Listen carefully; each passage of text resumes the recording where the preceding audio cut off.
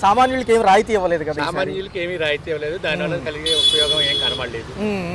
ఎంతవరకు పూర్వం చేసిన చర్యల గురించి మాట్లాడుకున్నారు అంతే తప్ప పార్టీలకి వాళ్ళ పనులు అయ్యి వాళ్ళు కక్షలు తీర్చుకోవడం తప్ప పరిపాలనా విధానం అనేది లేనే లేదు. ఇంకో 10 ఏళ్ళు ఈయనే చంద్రబాబు గారి ముఖ్యమంత్రి అన్నారు కాదు, 10 రోజులుంటే దండగే. ఓకే, 10 రోజులున్న దండగే. అంటే ఈయన మరీ పట్టుకుని చేతులు పట్టుకుని మరీ చెప్పారు సార్ ఉప ముఖ్యమంత్రి దండగే. మరి ఎలా చూడాలి సార్? గ్రామాలకు సంబంధించి రోడ్లు కూడా టోల్ గేట్ అంటున్నారు కొత్తగా. ఇక ఏది ఉంటే అది పెడతాడు. ఆయన ఓట్లేసి గెలిపించినోడు కాదు, ఈవీఎంల మీద గెలిచినోడు కదా. జాతీయ రహదారులు బాధలు తెలియదు వాళ్ళకి. జాతీయ రహదారులకు అనుసంధానం అయ్యే గ్రామ రోడ్లు ఏవైతే ఉంటాయో ఆల్రెడీ పూర్వం సీసీ రోడ్ల కింద సెంట్రల్ గవర్నమెంట్ పని కాదు, దోసుకోవటం దాచుకోవటం. కరెంట్ ఛార్జీలు ఎలా అనిపిస్తున్నాయి సార్? కరెంట్ ఛార్జీలు ఎలా ఉన్నాయి? కరెంట్ ఛార్జీలు తగ్గిస్తాం పెంచమన్నారు.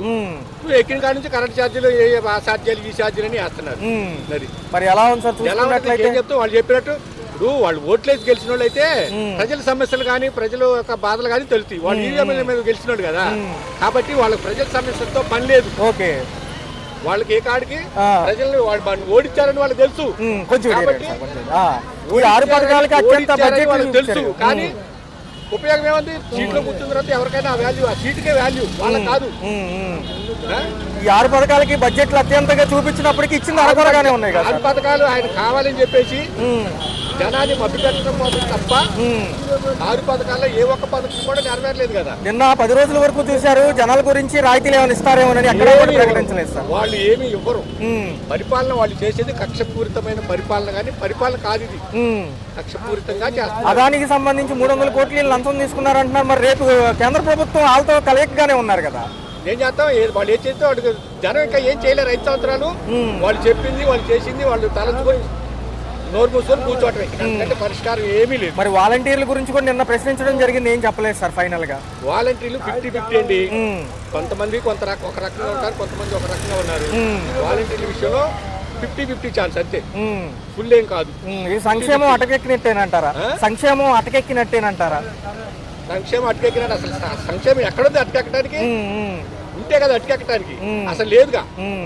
ఒక పక్క 104, 108 మందికి జీతాలు లేవంటున్నారు. అవును, అంగన్వాడీలు కూడా తమ సమస్యల కోసం పోరాడతాం. సగం తగ్గించారు. ఆరోగ్యశ్రీ కేసులు తీసుకున్నా కూడా హాస్పిటల్లో వేరే వాళ్ళు ఎక్స్ట్రా డబ్బులు తీసుకుంటున్నారు. ఎందుకని? వాళ్ళు బిల్లులు సక్రమంగా పాస్ చేయట్లేదు కాబట్టి హాస్పిటల్ వాళ్ళు మళ్ళీ డబ్బులు ఎక్స్ట్రా తీసుకుంటున్నారు. దాని గురించి ఎవరికి కంప్లైంట్ చేసినా సరే ఎవరు పట్టించుకోవట్లేదు. ఎందుకు పట్టించుకోవట్లేదు? వాళ్ళు సకాలంలో విడుదల చేయట్లేదు కాబట్టి వాళ్ళు పట్టించుకోవట్లేదు. ఎలా అయితేనే అసెంబ్లీ సమావేశాలు 10 రోజులు ముగిసిపోయాయి సార్. వాళ్ళ మీద వీళ్ళ మీద వాళ్ళు అంటున్నారు. వాళ్ళు దర్పం కోసం చేసుకున్న సమావేశాలు తప్ప ప్రజల గురించి ఒక్క పాయింట్ కూడా లేదు దాంట్లో. Right sir. అసెంబ్లీ సమావేశాలు ముగిసినప్పటికీ కూడా ఎటువంటి రాయితీలు ప్రకటించలేదు. బడ్జెట్ సమావేశాల్లో అత్యంత ఎక్కువ బడ్జెట్ చూపించారు, ఇచ్చిన శాఖలకు అరకొరగానే ఇచ్చామంటున్నారు. మరి ఎలా ఉందంటారు? అనుకూలంగా ఇచ్చినట్టుగా ఏమీ అనిపించలేదు. మరొక అంశం బాగా కొంచెం ఆలోచించే అంశం ఏంటంటే, ఒకటి ఏదైతే జాతీయ రహదారులకు అనుసంధానం అయ్యే గ్రామాల్లో నుంచి వచ్చే దారులు కూడా టోల్ గేట్లు అంటున్నారు. ఈసారి ప్రైవేట్ రంగానికి ఇచ్చేస్తారంట, వాళ్ళు నియమించుకుంటారంట. ఎలా ఉండబోతుంది? అప్పుడు ఇంకా ఎక్కువ అవుద్ది, భారం ఎక్కువ అవుద్ది ప్రజల మీద. ప్రతిదీ ప్రజల మీద భారమే పడుతుంది ఇప్పుడు ప్రతిదీ కూడా. అవును సార్, కరెంట్ ఛార్జీలు కూడా ₹2.87 దాకా ఎలా అనిపిస్తుంది సార్? నా ఇంటికి 250, 300 వస్తుంది, రేపు పొద్దున్న 550 వస్తుంది సార్. మరి చూసుకున్నట్లయితే గత ప్రభుత్వాలు ఇచ్చిన పథకాలు 9, ఇప్పుడేమో దాన్ని 6 చేసి డబుల్ బడ్జెట్లు చేశారు. బడ్జెట్లో కేటాయించినవి కూడా అరకొరగానే ఉన్నాయి. మరి ఇప్పుడు ఈ భారాలన్నీ వీళ్ళ మీదే పడతాయి కదా సార్? ప్రజల మీద ఏ భరాయించవలసింది మేమే. సామాన్యుడు అవనేమో ఉన్నవాడంటే ఆడు భరాయించుకుంటాడు. మేము సామాన్యులు చేతి పని చేసుకునే వాళ్ళు బరువు అయిపోయింది, ఇప్పటికే బరువు అయిపోయింది. అంటే సార్ ఇక మధ్యతరగతి లోవర్ మిడిల్ క్లాస్ వాళ్ళకి ఏమి ఉండవంటారా? అంటే బడ్జెట్లో ఏం కేటాయించలేదు కదా సరిగ్గా. 10,000 కోట్లు 3,000 కోట్లు 4,000 కోట్లతో సరిపెట్టారు. 8,000 కోట్లకేమో 2,000 కోట్లని సరిపెట్టారు. ఎలా ఉండబోతుంది? ఎలాగుంటాయంటే మన చేతుల్లో సేవి లేదు కదండి, గవర్నమెంట్ చేతుల్లో ఉంది. వాళ్ళు ఏది చేస్తే అది మేము అనుకుంటమే. ఒక పక్క ఉప ముఖ్యమంత్రి పవన్ కళ్యాణ్ గారు నిన్న సభలో ముగింపు దశగా అంటున్నారు, ఇంకో 10 ఏళ్ల పాటు చంద్రబాబు నాయుడు గారే సీఎం అంటున్నారు. ఏమంటే వాళ్ళు అనుకుంటారు, ప్రజల్లో ఉంటది తీర్పు అనేటువంటిది. ఇప్పుడు మీరు మంచివాళ్ళు అనుకోండి, రేపు పొద్దున్న వచ్చినప్పుడు 10 ఏళ్ళు ఉండొచ్చు, 20 ఏళ్ళు ఉండొచ్చు, లేకపోతే అక్కడ ఒక పక్క వాలంటీర్ వ్యవస్థ నిర్వీర్యం అయింది సార్. ఎలా అనిపిస్తుంది? అవసరం అంటారా, అవసరం లేదంటారా? వాళ్ళు ఉండటం మంచిదే చేశారండి. ఇప్పుడు పంచాయతీ ఆఫీస్కి వెళ్ళి మాకు ఏదైనా చెయ్యాలంటే వాళ్ళు వచ్చి చేసేసేవాళ్ళు. ఇప్పుడు మేమే వెళ్ళి పని మానుకున్నాం. Right sir, right. ఏమోనని ఎక్కడా కూడా రాయితీలు ప్రకటించలేదు. ఈ యొక్క బడ్జెట్ అయితే అయిపోయింది కంప్లీట్ గా. కాకపోతే ఇచ్చిన సంక్షేమానికి కానివ్వండి ఆ ఇతర శాఖలకి కొరకొరగా ఇచ్చారు. మరి వచ్చే ఆర్థిక సంవత్సరం వరకు ఈ బడ్జెట్ ఎలా అనిపిస్తుంది సార్? దాని గురించి మనకు తెలియదండి, ఐడియా లేదు. నిత్యావసర సరుకుల ధరలు ఎలా అనిపిస్తున్నాయి? విపరీతం పెరిగిపోయినాయండి. విపరీతం, అసలు నూనె పెరిగిపోయింది. ప్రతి వస్తువు 150 రూపాయలు 150 రూపాయలు లేదు సార్. ఏ వస్తువు 100కి చేరడానికి రెడీగా ఉంది. మామాయిలు 70 రూపాయలు 80 రూపాయలు అమ్మేదే 150 రూపాయలు అమ్ముతాయి. గతంలో ట్రూ ఆఫ్ ఛార్జీలు నేను కాల్ చేసిన వీళ్ళే ఇప్పుడు వచ్చాక 2.27 పైసలు పెంచారు. వీళ్ళు పెంచారు. మేము మొత్తం తగ్గిస్తాం అది ఇది అంటారా?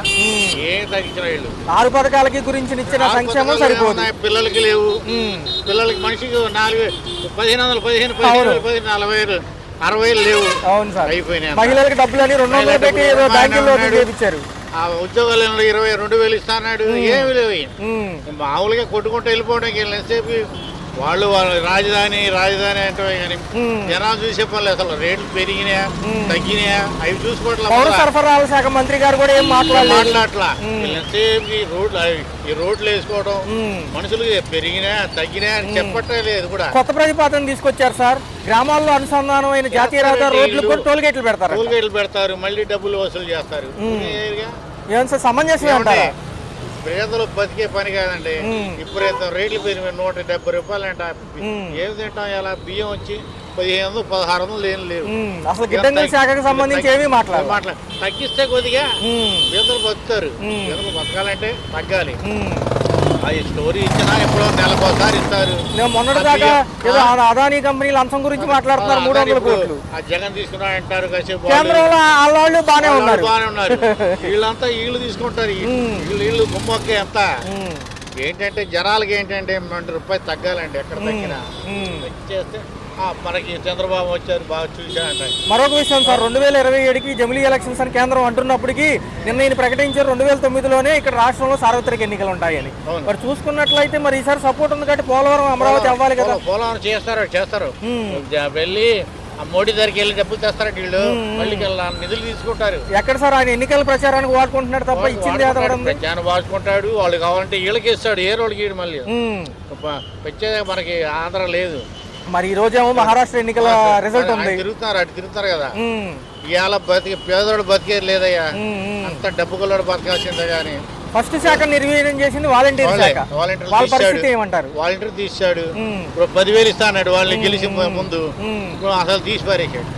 ఏం లేదండి, ఇలా ముందు గెలవాలి అంతే. గెలిచామా తర్వాత వాడు బండాడు కూడా లేదు. చేసేది ఏం లేదంటారు ప్రజలు. వాళ్ళు ఏం చేయరు. 10 ఏళ్ళు ఈయన ముఖ్యమంత్రిగా ఉండాలని పవన్ కళ్యాణ్ గారు అంటున్నారు. ఆయన ఉంటాడు తెలియదు. తెల్లరగా ఉంటాను మనిషి చచ్చిపోతారు తెలియదు అసలు. అవునవును. అది తెలిసా సత్యం. వాడికి ఏం తెలుసు మొక్క. వీళ్ళు ఏమండి మనిషి గ్యారెంటీ ఉందా? ఆయన ఉందా గ్యారెంటీ? ఏమన్నా గ్యారెంటీ కార్డు ఉందా? పక్కా చెప్పారు సార్. 80% ఉన్న సంక్షేమాన్ని గత ప్రభుత్వంలో 40 ఇస్తామని చెప్పేసి రండి వీళ్ళు. రోడ్లు మాస్కులు రాసుకోవడం ప్రజలకి ఏం తక్కువ లేదా? మొన్న ఏమన్నారు మొత్తం తగ్గిస్తా అన్నారు. ఏం తగ్గించారు? ఇసుక పాలసీని పారదర్శకంగా అమలు చేయడానికి ఎమ్మెల్యేలకు ఇస్తారండి. ఎమ్మెల్యేలే ఇసుక 8,000 ఉందండి. అవును. ఇవాళ వచ్చి 4,000 ఉందండి. పని చేపించేవాడు కావాలిగా. వస్తే సరిపోయిందా? అవును. రాగానే పనివాడు కాదు. 10,000 కావాలి. చేపించుకోండి పని మొదలు పెట్టాలి. చేపించేవాడు పని లేదు ఖాళీ. రైట్. రాయితీలు అనేవి ఏమి ప్రకటించలేదు. ఎలా అనిపిస్తుంది ఈసారి కూడా మొండి చేయనంటారా? ఇచ్చిన సంక్షేమాలకు కానీ అభివృద్ధికి సంబంధించి అరకొరగా నిధులు ఉన్నాయని విశ్లేషకులు అంటున్నారు. ఆర్థిక విశ్లేషకులు. అందరికీ తెలిసిన విషయమే కదండి. అర్థం చేసుకోవడమే. డబ్బులు ఎక్కడ ఉన్నాయి? వాళ్ళు ఏం చేయగలరు? ఎవరైనా ఒకటే కదా. అర్థం చేసుకుంటే ఇప్పుడున్న ఈ లోటు బడ్జెట్ లో కూడా ఇది ప్రకటించడం ఎక్కువ అంటున్నారు చాలా మంది. అంతే. ఒక పక్క చూసుకున్నట్లయితే సార్ గ్రామాల్లోకి సంబంధించిన రోడ్ల వ్యవస్థ కూడా టోల్ గేట్లు వస్తాయి అంటున్నారు. ఎలా అనిపిస్తుంది? మంచిదేగా. లేదు అసలు రోడ్డు లేకుండా ఇప్పుడు రోడ్డు వేసి టోల్ గేట్ పెడితే నష్టం ఏం లేదు. ప్రైవేట్ శాఖలకు ఇస్తారంట సార్. అవి చేసుకుంటారంట వాళ్ళే. నిర్వహణ కూడా వాళ్ళకే ఉంటుంది. పైలట్ ప్రాజెక్టుగా గోదావరి జిల్లాలో అనుకుంటున్నారు సార్ ప్రెసెంట్. అనివ్వండి, మంచి మంచి మంచి పనులే చేస్తారండి. సమస్య లేదండి సార్. వాలంటీర్ వ్యవస్థ నిర్వీర్యమైంది. ఎలా అనిపిస్తుంది? వాలంటీర్ వ్యవస్థ తీసేశారు. నిన్న కూడా చర్చల్లోకి వచ్చినప్పటికీ ఎలా అనిపిస్తుంది సార్? వాలంటీర్లు అనవసరం. అనవసరం. ఎందుకంటే వాలంటీర్ వ్యవస్థ అనవసరం అండి. ఆయన ఏదో అంతకు ముందు ఉన్న ప్రభుత్వ అధినేత గారు ఆయనకు అనుకూలంగా పెట్టుకున్నాడు ఆయన. మోడీ గారికి సంబంధించి ఈసారి గట్టిగా మనకి సపోర్ట్ ఉంది కాబట్టి పోలవరం అమరావతి ఏమవుతుందంటారు? వాటి గురించి మనం ఆలోచించక్కర్లేదండి. అవి ముందుకెళ్తాయి, కొంచెం ఆలస్యమైనా ముందుకెళ్తాయి. సార్ చూసుకుంటే జమిలీ ఎన్నికలు 2027 అవి వచ్చినప్పటికీ కూడా సార్వత్రిక ఎన్నికలు రాష్ట్రంలో మటుకు 2029కే ఉంటాయని చంద్రబాబు నాయుడు గారు అంటున్నారు. ఎలా అనిపిస్తుంది? ఏమండి, ఏమైనా కూడా ఒక ప్రభుత్వాన్ని మనం చూసాం, గట్టిగా దెబ్బతిన్నాం. ఈసారి వేరే ప్రభుత్వం అనేది రాదండి. ఇంకా వస్తే వీళ్ళే వస్తారు. సార్ ఈసారి యువతకి డిఎస్సి నోటిఫికేషన్ ఉపాధ్యాయుల భర్తీతో సహా ఓ పక్క 20 లక్షల ఉద్యోగ కల్పన దక్కుతుందంటారా? ఈ 4 ఏళ్ళు పరిమితిగా పెట్టి డెవలప్మెంట్ చేస్తానంటున్నారు కదా. అన్నీ జరుగుతాయండి. ఓపిక పట్టాలి, ఓపిక పట్టాలి. మీరు విలేకరుగా మీ అభిప్రాయం ఏంటి? అంతే. ఓకే, అంతే. అదే కామన్ మ్యాన్ గా మీరు కూడా విలేకరే కదా, జర్నలిస్ట్ కదా. Right sir, right. రేట్లు ఉన్నాయి సార్ చెప్పండి సార్. ఎలా అనిపిస్తుంది? రేట్లు ఉన్నాయి, ఇబ్బందులు ఉన్నాయి. పని వాళ్ళు పనులు లేవు, కూలోళ్ళకి వ్యాపారాలు లేవు. ఉచిత ఇసుక ఏమైనా దొరుకుతుందంటారా? ఉచిత ఇసుక దొరికినా కూడా అందుబాటులో లేదండి. బయట మార్కెట్ లో బాగా అమ్ముతుంది. సార్ సంక్షేమానికి ఒక పక్క అన్ని శాఖలకి ప్రకటించిన ఇది ఏదైతే బడ్జెట్ ఉందో చాలా అరకొరకొంద ఉందని విశ్లేషకులు అంటున్నారు. ఎలా అనిపిస్తుంది? కొంత వాళ్ళు బయటకి బాగానే ఉన్నాయి కానీ బయట మాత్రం మరి విపరీతంగా ఉన్నాయి. అక్కడ బాగానే ఉంది మాటలు, ఇక్కడికి వచ్చినప్పుడు బయట ఆ అమలు జరగట్లే. ఒక పక్క చూసుకుంటే గ్రామాలకు సంబంధించి రోడ్ల వ్యవస్థ పునరుద్ధరించి టోల్గేట్లు పెడతామంటున్నారు. ఏది జాతీయ రహదారులుగా అనుసంధానించే ఇట్లకి కూడా కొత్త విధానం రాబోతుంది. వాళ్ళ దాన్ని స్వాగతిస్తారా? పైలట్ ప్రాజెక్టుగా ఉభయ గోదావరి జిల్లాలో పెడదాం అనుకుంటున్నారు సార్. ఇట్లే ఇప్పుడు వ్యాపారాలు అన్ని సాగుతుంటే రూపాయి అన్నిటికి వదలగలరు. ఇక్కడ రూపాయికి కూలోడికి పని లేదు. మెయిన్ పని వాళ్ళకి పనులు లేవు, బతకడానికి రూపాయి లేదు. ఒక పక్క కరెంట్ ఛార్జీలు కూడా పెరిగాయి సార్. జగన్ ఉన్న ఒక రకంగా అయింది. ఇప్పుడు ఇక్కడ ఉన్నాడు అసలు లేదు, పని పూర్తిగా పోయింది. చేతిలో ఇచ్చి కూలోడు పనోడు ఎవడం వల్ల బతకట్లేదు. మరి ఆర్థిక బడ్జెట్ కి సంబంధించి ఏదైతే వచ్చే సంవత్సరం వరకు అంటున్నారు సార్, మరి ఇవన్నీ సరిపోతాయా? లోన్లు గీళ్ళు ఏమైనా పెడితే లేబర్ కి వర్కర్స్ కి బాగుంటది. Okay okay. ఎందుకంటే వాళ్ళు బతుకుతారు. ఏదైనా లోన్లు పెట్టుకొని వ్యాపారాలు చేయడానికి కూలోళ్ళు కానీ పనులు కానీ వ్యాపారం ఏదైనా చేయడానికి అవకాశం ఉంటుంది. కానీ ఇది అవకాశం లేదు.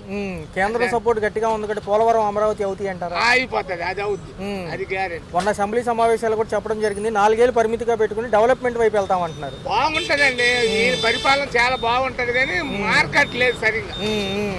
ఆయనే చెడదించాడు. ఈ రోజు బాగు చేయాలని లేటు పడతాం, అవకాశం ఇప్పుడు లేటు పడతాం. అంతేగాని ఈయన చెడగొట్టాడు అనుకోండి, ఆయన పూర్తి చెడగొట్టాడు. ఈ రోజు మహారాష్ట్ర ఎన్నికల రిజల్ట్స్ రాబోతున్నాయి.